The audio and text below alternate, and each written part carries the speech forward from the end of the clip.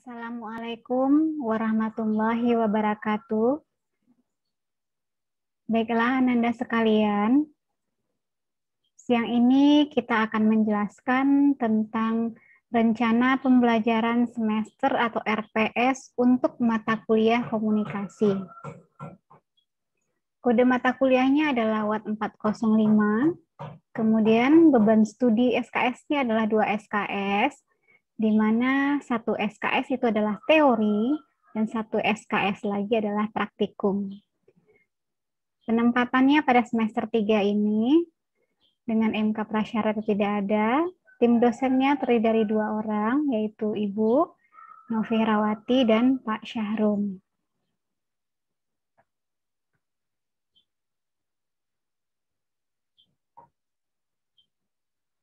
Berdasarkan hasil rapat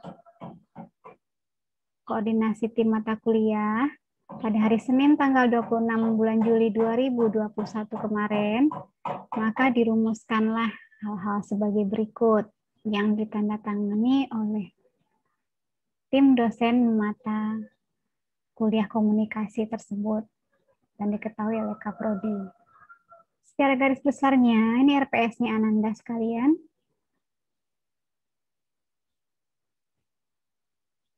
Capaian pembelajaran lulusan itu ada P nomor 15 dan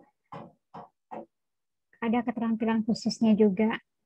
P15 itu apa? Menguasai konsep, prinsip, dan teknik komunikasi terapeutik serta hambatannya yang sering ditemui dalam pelaksanaan asuhan keperawatan. Di mana keterampilan khususnya yaitu mampu melakukan komunikasi terapeutik dengan klien dan memberikan informasi yang akurat kepada klien dan atau keluarga atau pendamping atau penasehat tentang rencana tindakan keperawatan yang menjadi tanggung jawabnya. CP mata kuliahnya antara lain ada M1, memahami konsep dasar komunikasi, M2-nya memahami konsep komunikasi terapeutik, M3 memahami prinsip komunikasi terapeutik, M4 memahami teknik-teknik komunikasi terapeutik, M5 memahami strategi pelaksanaan tahap-tahap komunikasi terapeutik, M6 memahami hambatan komunikasi, M7 mengaplikasikan komunikasi berdasarkan tingkat usia, M8 mengaplikasikan komunikasi pada setiap tahap proses keperawatan, M9 mengaplikasikan komunikasi pada bayi dan anak, M10 mengaplikasikan komunikasi pada remaja, M11 mengaplikasikan komunikasi pada orang dewasa, M12 mengaplikasikan komunikasi pada lansia, M13 mengaplikasikan komunikasi pada pasien dengan kebutuhan khusus, M14 mengaplikasikan komunikasi pada keluarga, kelompok, dan masyarakat, M15 mengaplikasikan komunikasi pada pasien dengan masalah fisik dan gangguan jiwa. Selanjutnya deskripsi singkat mata kuliah. Mata kuliah ini menguraikan tentang konsep dasar komunikasi, konsep komunikasi terapeutik dalam praktek keperawatan sesuai dengan tingkat usia dan kondisi, kemudian penerapan prinsip-prinsip komunikasi dalam setiap proses keperawatan. Fokus pembelajaran memberikan pengalaman kepada mahasiswa dalam menerapkan konsep komunikasi terapeutik dalam praktek keperawatan yang dilakukan. Kegiatan belajar dilakukan melalui kuliah, penugasan, dan praktikum.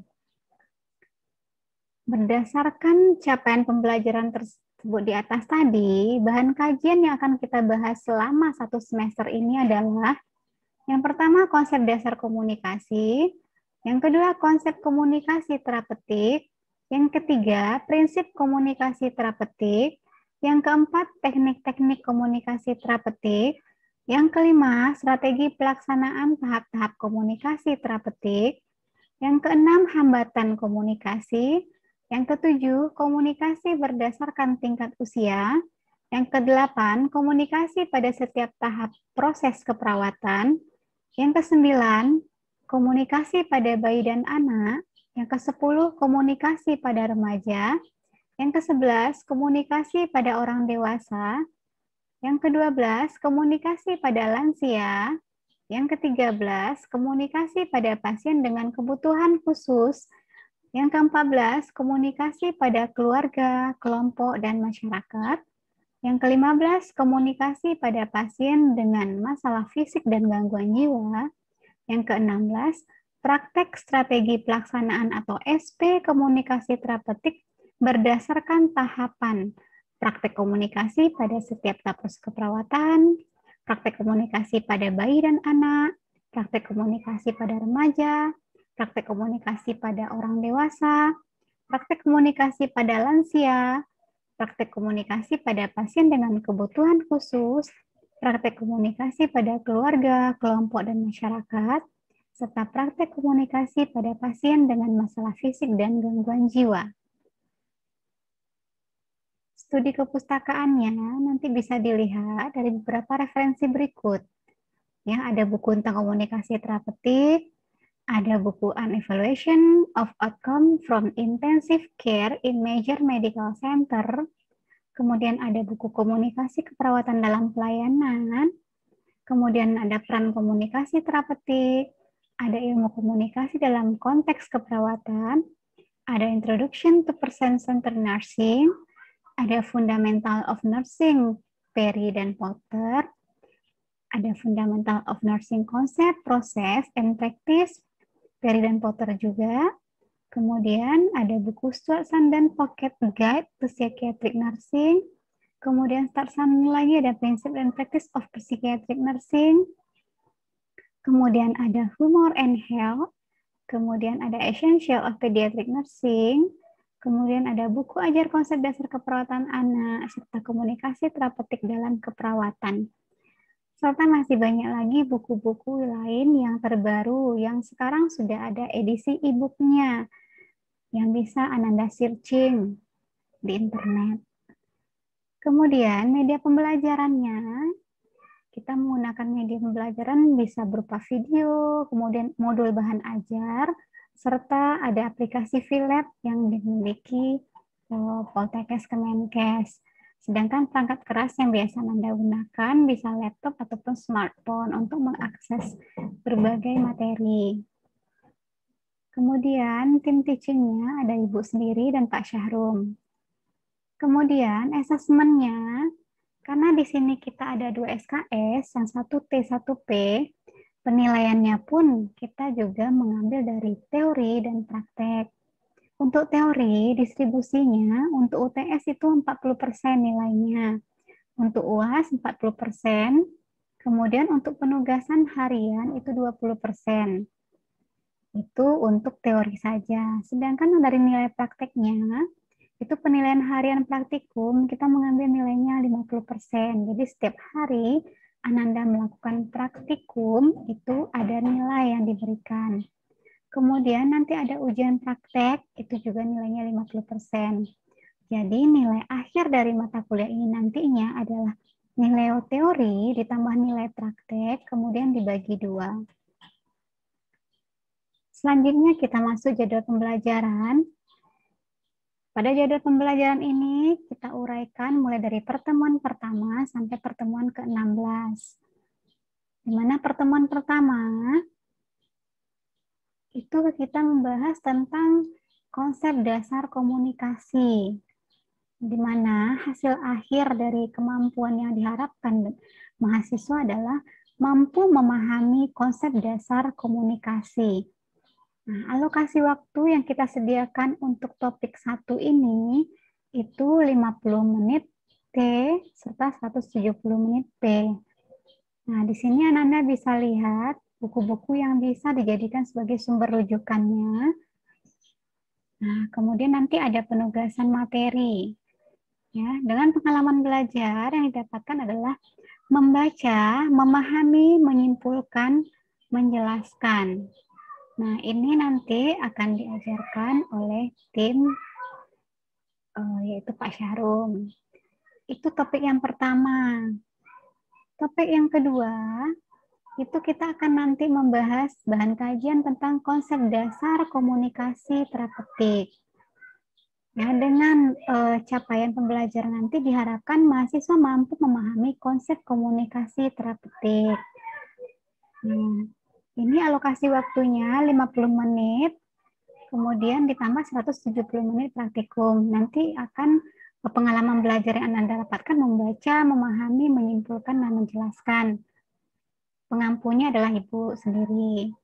Kemudian yang ketiga, bahan kajian adalah prinsip komunikasi terapeutik, di mana capaian pembelajarannya adalah mahasiswa mampu memahami prinsip komunikasi terapeutik. Nah, alokasi waktunya nanti 50 menit ditambah dengan 170 menit. Nanti media yang bisa digunakan adalah ada materi video yang bisa Anda akses. Kemudian pengalaman belajar yang didapatkan adalah membaca, memahami, menyimpulkan, dan menjelaskan. Topik ketiga nanti Ibu yang ngasih. Selanjutnya, bahan kajian yang keempat adalah teknik-teknik komunikasi terapeutik. Dengan capaian pembelajaran yang diharapkan adalah mahasiswa mampu memahami teknik-teknik komunikasi terapeutik. Alokasi waktunya yaitu 50 menit teori, kemudian 170 menit praktikum. Dengan pengampunya adalah Ibu sendiri. Selanjutnya, pertemuan kelima, bahan kajiannya adalah strategi pelaksanaan tahap-tahap komunikasi terapeutik. Nanti diharapkan setelah mempelajari materi ini, mahasiswa mampu memahami strategi pelaksanaan tahap-tahap komunikasi terapeutik. Alokasi waktunya 50 menit P dan 170 menit P. Akan dikasih oleh Ibu materinya. Kemudian pertemuan ke-6 itu topiknya hambatan komunikasi, di mana capaian pembelajaran yang diharapkan pada mahasiswa adalah mampu memahami hambatan komunikasi. Dengan alokasi waktunya adalah 50 menit P, 170 menit P. Pengalaman pembelajaran mahasiswa nanti adalah membaca, memahami, menyimpulkan, dan menjelaskan. Materi akan diberikan oleh Pak Syahrum, dan praktikumnya tim coaching. Kemudian pertemuan ke-7 itu topiknya adalah komunikasi berdasarkan tingkat usia. Setelah mempelajari topik ini, diharapkan mahasiswa mampu mengaplikasikan komunikasi berdasarkan tingkat usia. Alokasi waktunya 50 menit P, kemudian 170 menit P. Dengan pengampunya adalah Pak Syahrum. Kemudian pertemuan ke-8 itu topik adalah komunikasi pada setiap tahap proses keperawatan. Di mana diharapkan setelah mempelajari topik ini, mahasiswa mampu mengaplikasikan komunikasi pada setiap tahap proses keperawatan. Nah, di sini pengampunya adalah Ibu. Kemudian topik ke-9, komunikasi pada bayi dan anak. Dengan capaian pembelajaran mahasiswa adalah mampu mengaplikasikan komunikasi pada bayi dan anak. Lokasi waktunya 50 menit T dan 170 menit P. Materinya nanti disampaikan oleh Pak Syahrum. Kemudian pertemuan ke-10 itu nanti akan membahas komunikasi pada remaja dengan capaian pembelajarannya adalah mahasiswa mampu mengaplikasikan komunikasi pada remaja. Nah, alokasi waktunya 50 menit T, 170 menit P. Materi akan diberikan oleh Ibu. Kemudian topik yang ke-11 itu adalah komunikasi pada orang dewasa, di mana capaian pembelajarannya diharapkan nanti mahasiswa mampu mengaplikasikan komunikasi pada orang dewasa. Alokasi pembelajarannya itu 50 menit T, kemudian 70 menit P. Materi akan diberikan oleh Ibu. Selanjutnya pertemuan ke-12, komunikasi pada lansia, di mana capaian pembelajaran mahasiswa adalah mahasiswa mampu mengaplikasikan komunikasi pada lansia. Alokasi waktunya sama 50 menit T serta 70 menit praktikum yang akan disampaikan oleh Pak Syahrum. Kemudian pertemuan ke-13 itu topiknya tentang komunikasi pada pasien dengan kebutuhan khusus. Diharapkan setelah nanti mahasiswa pelajari ini, mahasiswa mampu mengaplikasikan komunikasi pada pasien dengan kebutuhan khusus. Nah, materinya akan diberikan selama 50 menit T dan 170 menit praktikum. Nah, akan disampaikan oleh Ibu sendiri. Kemudian pertemuan ke-14 itu topiknya adalah komunikasi pada keluarga, kelompok, dan masyarakat. Di mana capaian pembelajarannya adalah mahasiswa mampu mengaplikasikan komunikasi pada keluarga, kelompok, dan masyarakat. Kasih waktunya 50 menit teori, 170 menit praktikum yang akan disampaikan nanti oleh Pak Syarum. Selanjutnya nanti pertemuan ke-15 itu ada ujian tengah semester dan pertemuan ke-16 adalah ujian akhir semester. Semua topik ini, 14 topik ini sudah ada disiapkan videonya. Jadi Ananda silakan nanti mempelajari videonya sesuai dengan link yang sudah diberikan ini. Selanjutnya kita masuk pada pembagian kelompok. Nah, pembagian kelompok, kelompok itu kita bagi menjadi 4 kelompok. Ada kelompok 1, kelompok 2, kelompok 3, dan kelompok 4. Nah, untuk tingkat 2A, karena jumlah mahasiswanya 39, maka kelompok 1 itu ada 10 orang, 2 10 orang, 3 10 orang, dan kelompok 4 9 orang. Sedangkan tingkat 2B, karena jumlah mahasiswanya 41 orang, maka kelompok 1 itu 10 orang, kelompok 2 10 orang, kelompok 3 10 orang, kelompok 4 11 orang. Personilnya ini mengikuti susunan absen saja.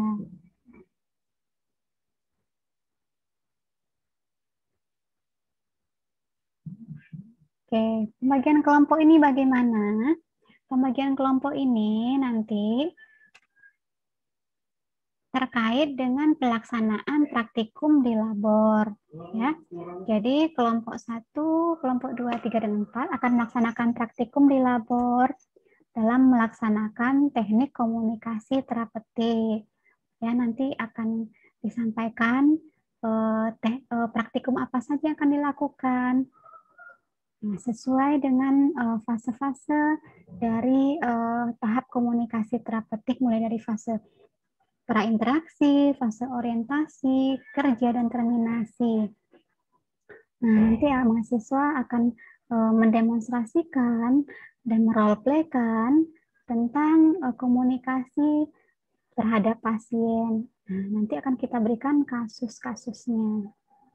Contohnya, misalnya pada pasien dengan pemenuhan kebutuhan nutrisi, dengan pemasangan NGT, maka setiap mahasiswa akan mencobakan meroleplaykan atau mendemonstrasikan di labor dengan temannya secara berpasangan dalam melakukan komunikasi terapeutik pada pasien dengan pemenuhan kebutuhan nutrisi NGT. Selain itu juga ada pelaksanaan komunikasi terapeutik pada pasien dengan pemenuhan kebutuhan oksigenasi, yaitu binasal kanul. Kemudian juga ada komunikasi terapeutik pada pasien dengan kebutuhan mobilisasi, memindahkan pasien dari tempat tidur ke kursi roda, kemudian dari kursi roda ke tempat tidur, misalnya untuk kepentingan pemeriksaan ronsen atau pemeriksaan labor. Kemudian juga ada teknik komunikasi pada pasien dengan pemenuhan kebutuhan higien personal, misalnya dengan pada pasien memandikan pasien, maka mahasiswa akan meroleplaykannya dengan pasangannya masing-masing dengan didampingi oleh dosen dan instruktur masing-masing. Mungkin sekian dulu penjelasan RPS yang bisa Ibu sampaikan. Mudah-mudahan Ananda bisa memahaminya dengan baik dan bisa dijadikan sebagai pedoman dalam melaksanakan pembelajaran mata kuliah komunikasi ini selama 1 semester ke depan. Sekian penjelasan dari Ibu. Mohon maaf bila ada kekurangan. Ibu akhiri dengan Assalamualaikum warahmatullahi wabarakatuh.